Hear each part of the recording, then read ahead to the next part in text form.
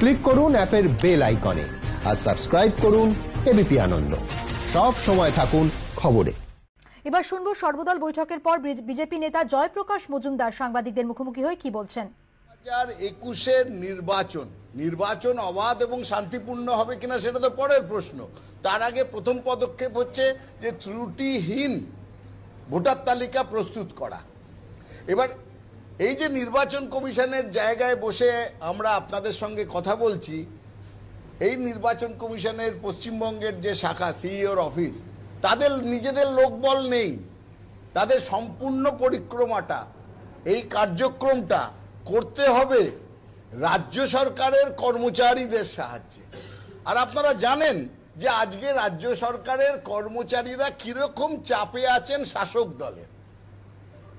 সুতরাং আমাদের আগের অভিজ্ঞতা হচ্ছে, যতই বুথে গিয়ে যারা বুথ লেভেল অফিসার তাদের বলা হয় এখান থেকে যে আপনারা বসবেন, সাধারণ মানুষ বা রাজনৈতিক দলরা এসে যেসব নাম বাদ দেওয়ার কথা তারা বাদ দিতে পারে, যেসব নাম নতুন করে ইনক্লুশন বা ঢোকানোর কথা তারা সেটা করতে পারেন, যাদের নামের পরিবর্তন বা কোনো রকম ভুলভ্রান্তি আছে সেগুলো করতে পারেন ইত্যাদি।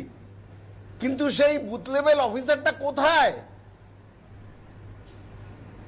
কারণ সেটা আর একটা বাড়িতে বসে হয়ে যাচ্ছে, বুথে বসে হচ্ছে না। এটা হচ্ছে সাধারণ গ্রাসরুটের অবস্থা। এখানে আমরা যতবার বলি তত বলে আমাদের ডিএম তো রিপোর্ট দিয়ে দিয়েছেন, সব হয়েছে ঠিক। এবার ডিএম কারা? আপনারা জানেন কিভাবে ডিএমদের বদলি হচ্ছে এখন। যখন একটা রাজনৈতিক দল, শাসক দল সম্পূর্ণ প্রশাসন এবং সরকারি কর্মচারীদের তাদের গ্রাস করে নেয়, তখন এই এত বড় কার্যক্রম যাদের মধ্যে দিয়ে চালানোর কথা, তাই জন্যই আমরা তারাই ঠিক মতন কাজ করছেন না। সুতরাং সর্ষের মধ্যেই ভূত আছেন, কাদের উপর দিয়ে করাবেন? তারা কি নিরপেক্ষভাবে কাজ করবে? এইটা ছিল আমাদের প্রধান প্রশ্ন। প্রচুর টাকা খরচ হবে, প্রচুর কথা বলবেন, আপনারা টিভিতে অ্যাড দেবেন, সব কিছু করবেন, তারপরে ত্রুটিহীন ভোটার তালিকা কি প্রস্তুত হবে? বা সত্যি বাংলা একটা ত্রুটিহীন ভোটার তালিকা পাবে? এই প্রশ্ন আমরা রেখেছি আজকে। এখন দেখুন, এখন প্রায় আজকের হিসেব মতন ৭৮,৯০৩টে বুথ, তাহলে ৭৮,৯০৩ জন বুথ লেভেল অফিসার লাগবে। পার্থবাবু ছিলেন, পার্থবাবুকে আমি হাসির ছলে বলেছি, অধিকাংশ বুথ লেভেল অফিসার তো হচ্ছে শিক্ষক,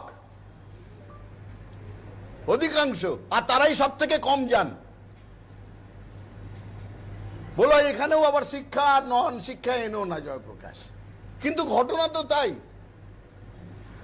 এবং সেখানে আজকে কোভিডের কারণে ৭৮,৯০০, প্রায় ৭৯,০০০ যে লোক লাগবে তাদের সাবস্টিটিউটও রাখতে হবে, এবং নিয়ম মতন তাদের হতে হবে পার্মানেন্ট এমপ্লয়ি। আমি আবার বলছি, নিয়ম মতন হওয়ার কথা পার্মানেন্ট এমপ্লয়ি, সিভিক পুলিশ নয়, বা কন্ট্রাক্ট যাদের দিয়ে রাখা হয়েছে। আর এই রাজ্য সরকার আস্তে আস্তে গত ৯ বছরে, ৯.৫ বছরে পার্মানেন্ট এমপ্লয়ি, আপনারা জানেন সরকারি পার্মানেন্ট এমপ্লয়ি প্রায় অর্ধেক হয়ে গেছে, এবং তারা কাজ চালাচ্ছে শুধু কন্ট্রাক্টের বেসিসে, কন্ট্রাকচুয়াল এমপ্লয়মেন্টে।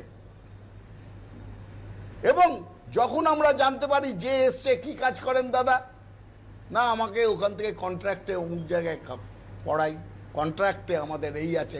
আমরা বলি আপনার তো হবে না, বলে হবে না কি, এই তো অ্যাপয়েন্টমেন্ট বিএলওর। আমরা যখন এখানে জানাই, তাই নাকি, আচ্ছা দেখছি, দেখবো করতে করতে সম্পূর্ণ কার্যক্রমটা ওভার হয়ে যায়। তার কারণটাই হচ্ছে এইখানটাতে যে সর্ষের মধ্যে ভূত লুকিয়ে আছে। অন্য রাজ্যে এই নিয়ে নেই, আপনারা বিহারের নির্বাচন দেখেছেন, কালকে তার ফল হবে, যেই জিতুক না কেন, কিন্তু কোনো হিংসা হয়নি, ভোটার লিস্ট নিয়ে কোনো কমপ্লেন হয়নি, রিগিং নিয়ে একটা কথা ওঠেনি। আমরা কি ভাবতে পারি না পশ্চিমবঙ্গে যে একটা ভালো ভোটার লিস্ট হবে, একটা ভালো নির্বাচন হবে, শান্তিপূর্ণ অবাধ নির্বাচন হবে, মানুষ যাকে ইচ্ছে তাকে ভোট দিতে পারবে? এবং নিজের ভোট নিজে দিতে পারবে। হন্যে হয়ে ঘুরতে হবে না ভোটার লিস্টে নাম তোলার জন্যে, বা ভুতুরে ভোট থাকবে না, ভুতুরে ভোটার। এই জিনিসগুলোই হচ্ছে সব থেকে বড় ব্যাপার, এবং এই ব্যাপারগুলোই আমরা হাইলাইট করেছি। আমাদের বক্তব্য খুবই সংক্ষিপ্ত, ভোটার লিস্ট যদি ত্রুটিহীন না তৈরি হয় তাহলে প্রথম থেকেই এই নির্বাচন ত্রুটিপূর্ণ থেকে যাবে। ধন্যবাদ।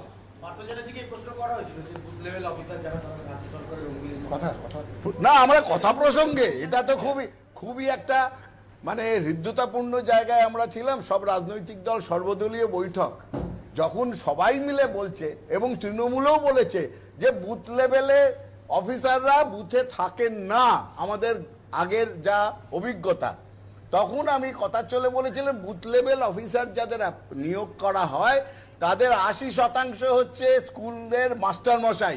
পার্থবাবুকে এর ভালো কথার উত্তর দিতে পারবেন। এইটা একটা হাসি ছিল। কমিশনের এখতিয়ার মানে হচ্ছে কি জানেন, এটা হচ্ছে সোনার পাথর বাটির মতন। কমিশন ডিএম এডিএম কে ওই জেলার দায়িত্ব দেন, তারা একদিকে হচ্ছে ডিএম আর একদিকে হচ্ছে ডিস্ট্রিক্ট লেভেল ইলেকশন অফিসার। তো এই যে জায়গা, একই লোকের দুটো মুখোশ। ডিএম হিসেবে একদম শাসক দলের কথা শুনে চলতে হবে, আর যখন ডিস্ট্রিক্ট লেভেল ইলেকশন অফিসার তার কার কথা শুনে চলে, সেই আবার শাসক দলের, তারাই অ্যাপয়েন্ট করে। সিপিএম এর বরাবরই সিপিএম এর সময় কোঅর্ডিনেশন কমিটি ঠিক করে দিত কি দিত না বলুন, আমরা সবাই জানি সেই তত্ত্ব। কোঅর্ডিনেশন কমিটি ঠিক করে দিত কারা বুথে গিয়ে বসবে, কোন অফিসার বসবে, আর এখন শাসক দল ঠিক করে দেয়। সুতরাং কথাটা হচ্ছে, আমি যে কথায় প্রশ্ন থেকে বললাম যে আমরা কৌতুক ছলে বলেছি যে ম্যাক্সিমামই তো শিক্ষক, তাহলে কেন যায় না তারা?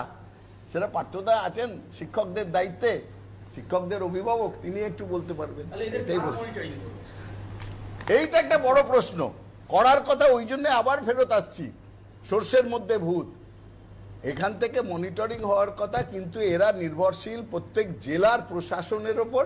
আর জেলার প্রশাসন কিভাবে চলছে সেটা আপনারা আমাদের থেকে ভালো করে জানেন, যে কিভাবে শাসক দলের করায়ত্ত হয়ে তারা চলছে। আমরা জানি না, আমরা প্রশ্নটা তুলে চেয়েছি একটা নিরপেক্ষ, অবাধ, শান্তিপূর্ণ ভোট, যেখানে ত্রুটিহীন ভোটার লিস্ট হচ্ছে প্রথম সোপান, প্রথম পদক্ষেপ। এটা সাধারণ মানুষের অধিকারের প্রশ্ন, সেই প্রশ্ন তুলেছি আমরা। দেখা যাক কি হয়। ধন্যবাদ।